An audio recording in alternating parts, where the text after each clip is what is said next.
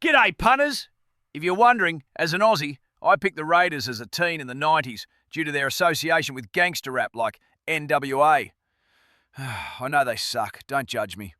I like watching all the games that are televised. On to the first game on the board. We've got a massive AFC Divisional clash at Mile High as the Buffalo Bills travel to take on the top-seeded Denver Broncos. The air is thin, the stakes are high, and if you're looking for a bit of value on the home side, you're in the right place. The market has this one tighter than a drum, and Denver have drifted from plus 1.5 point underdogs to minus 1.5 favourites.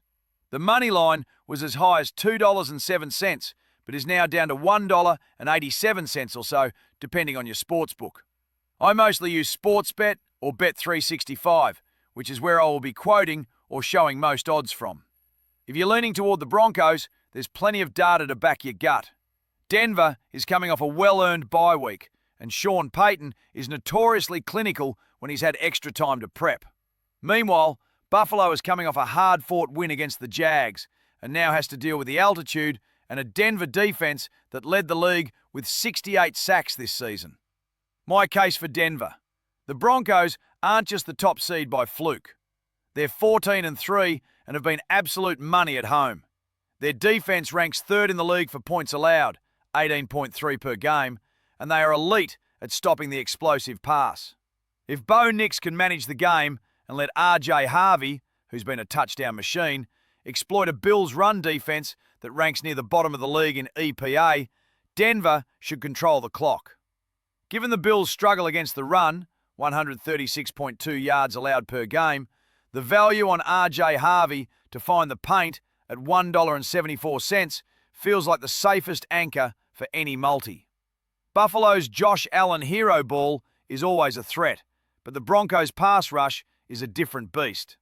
Expect Denver to harass Allen, limit the big plays, and use that altitude advantage to wear Buffalo down in the fourth quarter. Final lean, Broncos on the money line at $1.87. Courtland Sutton Anytime touchdown scorer at $3.20. Now, you'll see a column in my chart called Lambda. For the math nerds out there, this is the expected goal rate using a Poisson distribution. In simple punter terms, Lambda is the average number of times we expect that player to find the end zone in this specific game. For example, Courtland Sutton has a Lambda of 0.32. That means based on his volume, the Bills' defensive stats, and the game total, he is projected to score roughly 1/3 of a touchdown, or think of Lambda as the player's TD appetite.